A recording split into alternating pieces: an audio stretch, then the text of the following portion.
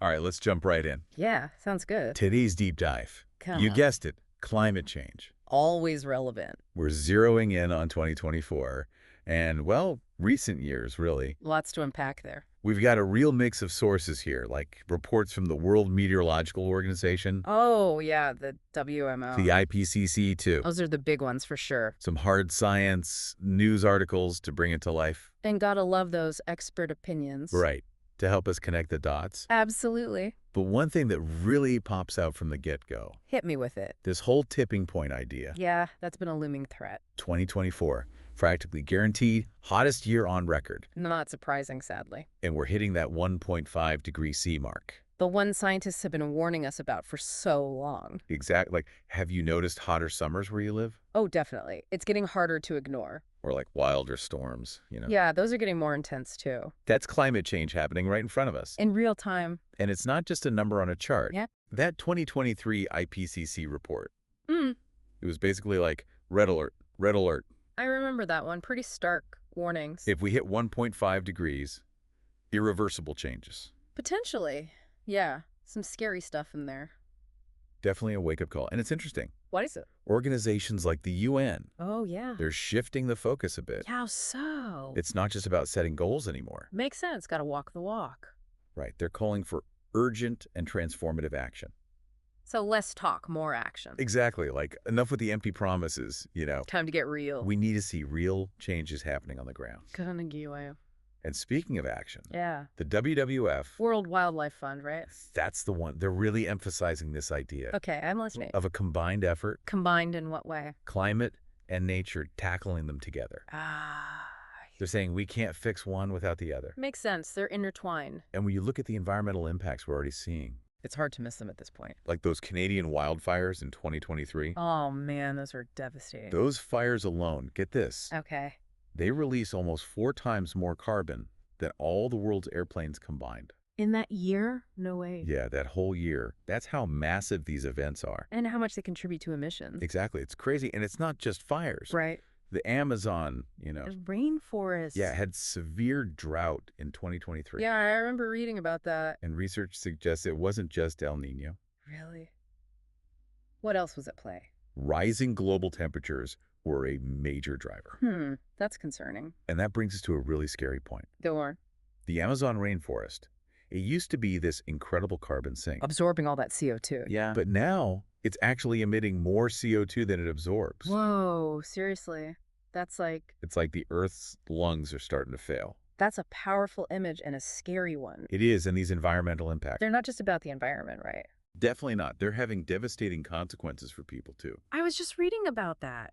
Global Witness reported that at least 3 environmental defenders, Those are the people who are, literally putting their lives on the line to protect the planet, incredibly brave individuals. were killed every single week in 2023. It's hard to comprehend. I know. It's a tragic reminder of the human cost of this crisis. It really is. And it's not just about violence either. Right, there's so much more to it. Climate change is also fueling a surge in diseases. Impacting both humans and wildlife. It's like this domino effect. Right. One impact triggering another. And it just keeps escalating. And the scary part is, these impacts aren't evenly distributed.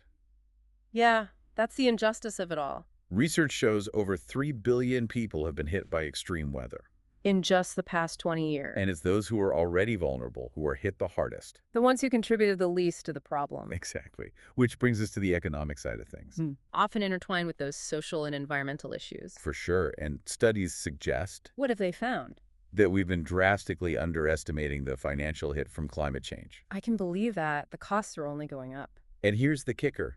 It's not just those poor, vulnerable countries that will suffer. You're saying everyone will feel the pinch. Everyone, even those rich, developed nations. That no one gets a free pass? Nope, they'll all feel the economic pinch. Makes you wonder how they haven't been taking it more seriously. And it's not just about immediate costs like rebuilding after a hurricane. Right. There's the long-term damage, too. We need to start factoring in the value of nature itself. Like putting a price tag on clean air and water.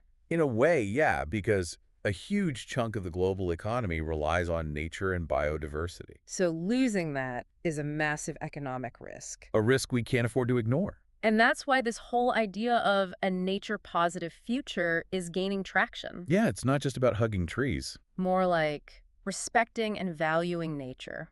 Right, it's about businesses stepping up and making real changes. There are companies doing some good work in that area. And thankfully, some promising solutions are emerging. Like what? Give me some hope here. One that's really exciting is reforestation. Planting trees. Good old-fashioned solution. It is, but research suggests it's not only vital for slowing down climate change, There's more. it's also cheaper than we thought. Now that's a win-win. Effective and affordable. And it's not just about planting new trees. Oh, what else then? Research also shows that protecting existing forests is critical. Those old-growth forests, they're irreplaceable. They act like giant carbon vaults, storing way more carbon than unprotected forests. So we need to protect what we already have. Exactly. And let's not forget about the people who've been safeguarding those forests for generations.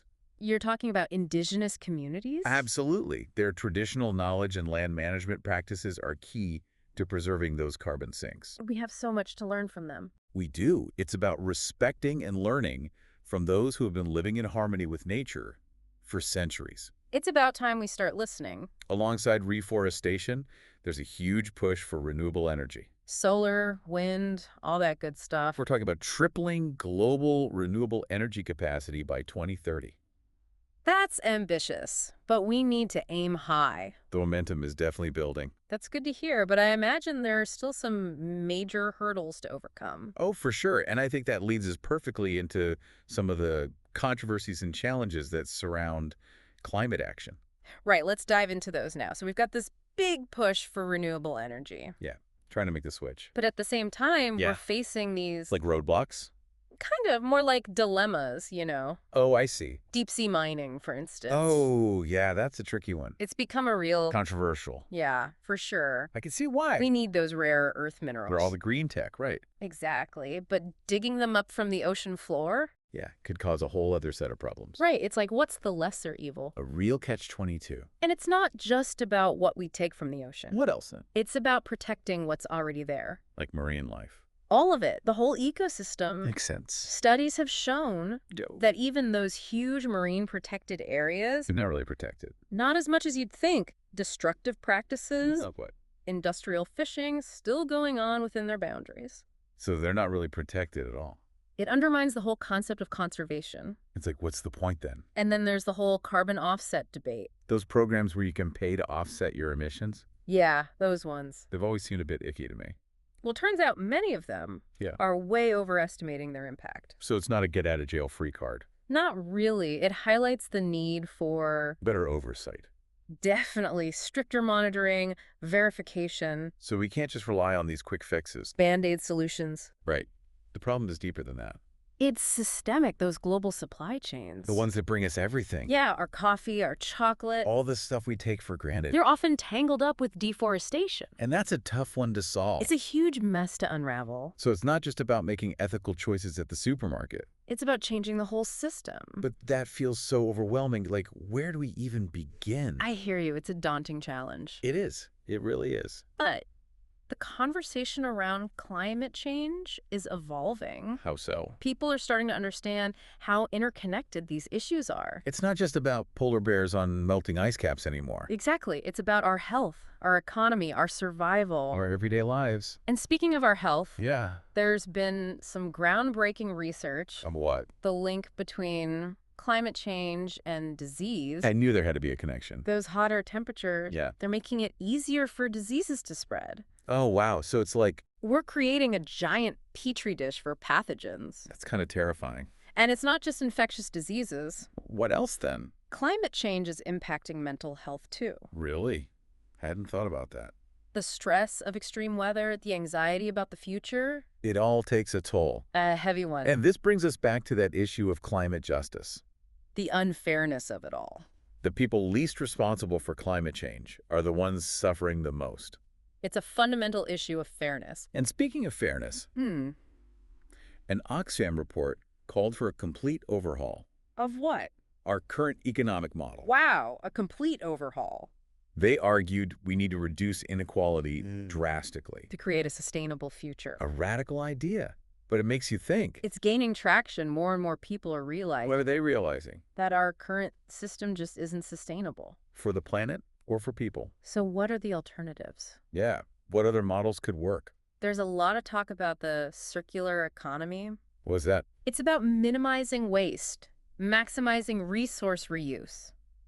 Sounds interesting. Imagine products designed to be easily repaired, recycled, So we're not just throwing things away constantly? prioritizing sharing, collaboration over individual consumption. That sounds pretty utopian. It's a different way of thinking. But it's appealing, for sure. And it goes hand in hand with this concept of degrowth. Degrowth, what's that? Basically, slowing down our pursuit of economic growth. So, not about going back to the Stone Age. But recognizing that infinite growth on a finite planet. It's just not possible. We need to shift our values From quantity to quality. from material possessions to experiences, connections, It's a mindset shift. and it needs to happen at every level. Individuals, governments, everyone. So what are governments doing? Yeah, are they stepping up? There's been a lot of talk about carbon taxes. And cap and trade systems. Those are the main ones, putting a price on carbon emissions. So companies have to pay for their pollution. Exactly. Make it more expensive to pollute than to clean up. But there's debate about how to do it right. Of course, it's a complex issue. You don't want to unfairly burden low-income communities. Or stifle innovation. It's a tough balance to strike. And then there's international cooperation. Working together to solve a global problem. Have there been any successes? I mean, there have been agreements, Like the Paris Agreement. but progress has been slow, Getting everyone on the same page is tough. especially when it comes to emissions targets and financing. It's like herding cats. But there are some encouraging signs. Such as Renewable energy is becoming more competitive, compared to fossil fuels. and more countries are setting ambitious climate goals.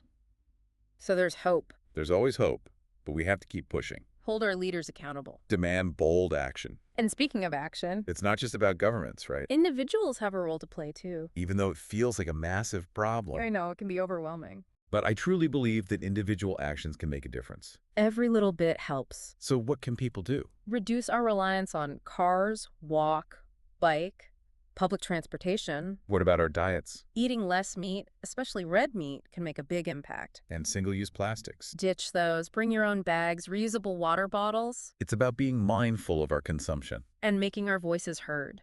Talking about climate change, supporting sustainable businesses. Voting for leaders who prioritize climate policy. It's about individual action, but also collective action. Building a movement for change. And that brings us to another important point. We've covered a lot of ground, haven't we? But there's one piece we haven't fully explored. Is there? What's that? The social impact of all this. The human side of climate change. It's heartbreaking to see how it's already affecting communities. It really is. The human cost is becoming more evident every day. We see it in the rising number of climate-related disasters The spread of diseases, too. and displacement of entire communities. It's no longer a future threat. It's happening now. It's like those disaster movies we used to watch. Yeah, but it's real life now. The World Meteorological Organization, they reported a record-breaking number of billion-dollar weather disasters in 2022 alone. That's hard to even grasp. Imagine the devastation behind those numbers. Homes destroyed, livelihoods lost, families torn apart. And here's the truly unfair part. What is it? The people least responsible for causing climate change. Yeah, the ones who contributed the least. They're often the ones bearing the brunt of the impacts. It's a cruel irony. A UN report highlighted this.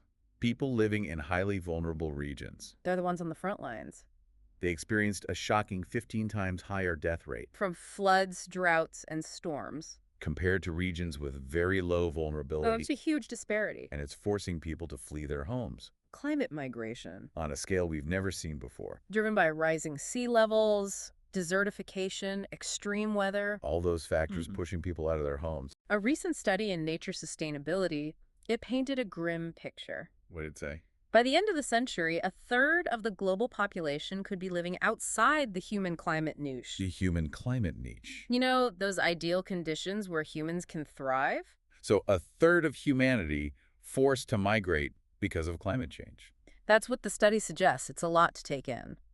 It really highlights the urgency Of what? addressing both sides of the coin, mitigating climate change, Reducing emissions, yes. and adapting to the changes that are already happening. Helping those communities on the front lines. We have to do both. A report from the International Organization for Migration, it emphasized this dual approach. What did they recommend? Solutions that protect human rights, harness the potential of migration, Not just viewing climate migrants as victims, but recognizing their resilience, empowering them to contribute. turning a crisis into an opportunity. And this ties into the climate justice movement. Recognizing the link between climate change and inequality. It's about understanding that climate change isn't just an environmental issue, It's a human rights issue. and we need to approach it with that lens. Like this UN policy brief, it called for a human rights-based approach to climate finance. What did that involve? Debt relief for climate-vulnerable countries, And increased funding for adaptation measures addressing loss and damage, making sure the financial burden is shared fairly. and that those most impacted receive support. And this brings us back to indigenous land rights. Those reports we discussed about their role in protecting carbon sinks. Their knowledge is crucial for effective conservation. Yet, they're often marginalized, excluded from decisions. A report from the Universal Rights Group highlighted this. What did they say? They called for greater protection for climate activists and movements. Many of whom are indigenous peoples defending their lands. It's about amplifying their voices, supporting their efforts. Recognizing that we all have a responsibility to act. We can't just wait for governments or corporations to fix this. We have to make changes in our own lives. And hold those in power accountable. And people are starting to wake up to this. There's a growing global consensus on climate action. People recognize the stakes, they're demanding change. And that's where the real hope lies.